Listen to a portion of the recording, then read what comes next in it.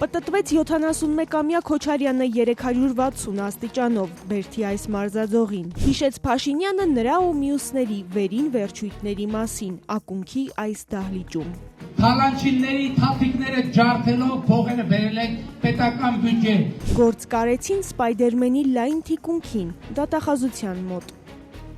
Վտանգի տակ դրեց ողջ մարմինը Ծառուկյանը Վեդիում։ Ես գետինը մտե ոնց կարամ զարդի դնեմ։ Նրանց բոլորին մի մարմին տվեց, դև կոչեց ու գլխատել ուզեց Մարությանն իր ռիլում։ Քարա գլուխ դևին գլխատենք, գլուխներից էլ պրծնենք։ Սա Քարոզարշավի 26-րդ օրն էր։ Վարչապետը Գեղարքունիքում ԵԱՏՄ նոր սահմանափակումների թեման բիբարներով բացատրեց։ Բիբարին մենք տեր կկանգնենք, դուք խաղաղությանը տեր կանգնեք։ Փաշինյանը հայտարարեց նպատակ ունեն արտահանման ուղղություններն ավելացնել եւ նվազեցնել կախվածությունը մեկ ներգրողից։ Ամբողջ միջազգային զենքի շուկան մեզ համար բաց է։ Հետո արդեն խաղաղության խոստում, դպրոց, մանկապարտեզ, թոշակ, աշխատավարձ, ասֆալտ ճանապարհ եւ այս վերջինից բխող էսթետիկ մի շանս գյուղի կանանց։ Գյուղերում ապրող մեր կանայք այդ ցեխերի մեջ մարդիկ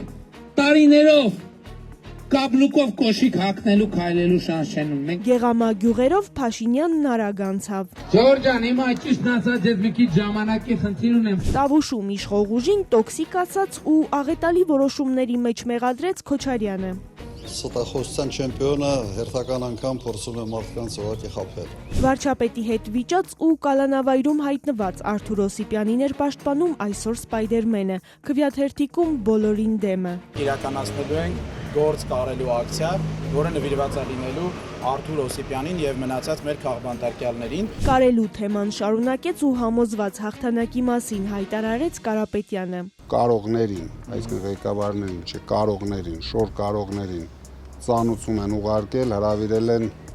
փնջական։ Եթե դուք այս վիդեոն տեսնում եք, այսօր կալանավայրում հայտնվեց նրա մերձավոր աջակիցը, բազմաթիվ անձանց նյութապես շահագրգռելու, փողեր լվանալու մեղադրանքով, որ չեն ընդունում։ Ես փող լվացել մենակ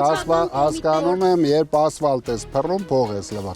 լվացում, ուրիշ ձև չգիտեմ։ Վեդիում Ծառուկյանը կրկնեց իր նախկին խոստումներն ու կանխատեսումները։ Ժողովուրդը տուժելու են, սննկանալու են, աղքատանալու են, քանդվելու է, վերանալու։ Եվ նորից ասաց այս բառերը. Ես ասեմ, հարվար չեմ ավարտել,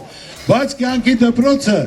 ավարտել եմ։ Այսպես ավարտվեց Քարոզարշավի 26-րդ օրը։ Մնաց հաշվել 3 այսպիսի օր՝ մի օր լռել, մեկն էլ ընտրել։